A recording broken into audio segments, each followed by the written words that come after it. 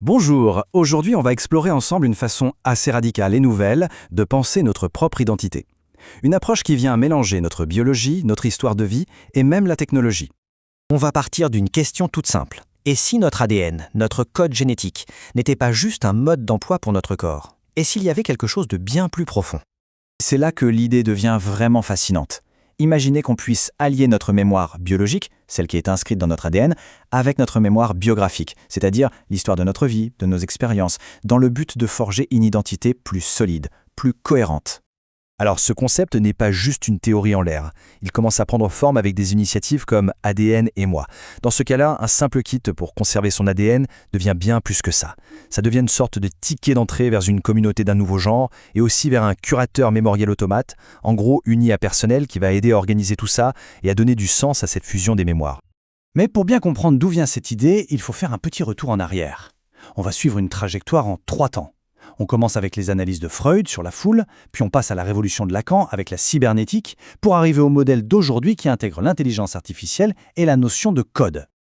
Allez, on commence notre voyage dans les années 1920 avec Sigmund Freud. C'est lui qui a posé les premières bases pour comprendre le problème de départ, le sentiment d'isolement de l'individu, même quand il est au milieu d'un groupe.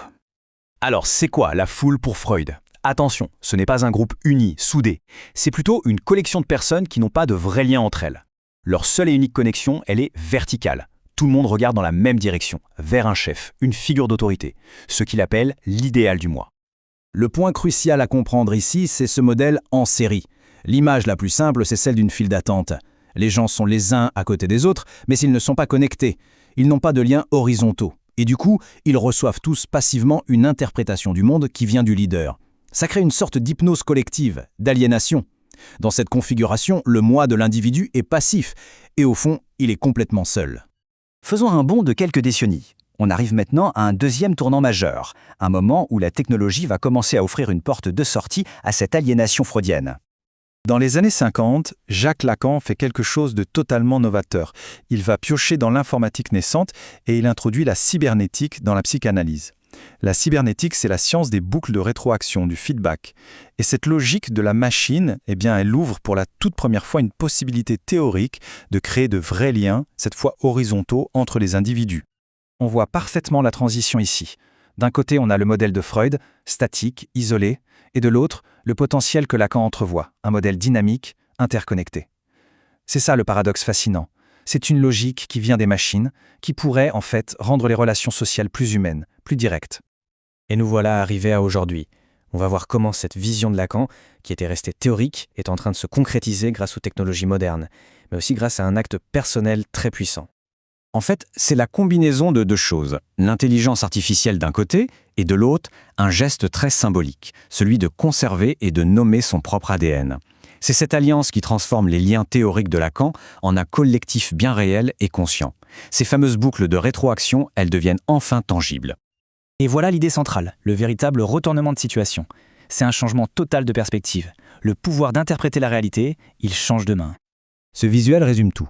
On passe d'un état où on est passif, où notre réalité est interprétée par une autorité extérieure, à un état actif. C'est ce qui est appelé ici l'émergence d'un moi mature. Un moi qui, parce qu'il est ancré dans son propre code biologique, devient capable à son tour d'interpréter les autres grands systèmes de code qui nous entourent, comme celui de l'IA. Ok, mais alors, attardons-nous un instant sur cette action clé qui permet toute cette transformation.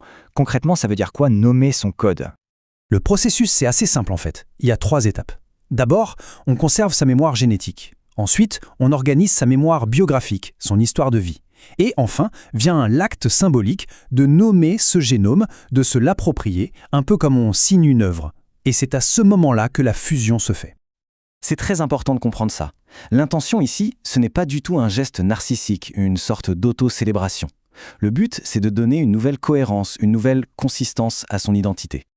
Donc si on résume ce parcours, on est parti de l'individu seul et aliéné dans la masse, de Freud, on a vu le potentiel de connexion qu'offrait la cybernétique de Lacan, et on arrive, grâce à cet acte de nommer son propre code, à une toute nouvelle forme de communauté, une communauté consciente, une sorte de sociologie du moi. Et c'est quoi le résultat final de tout ça ?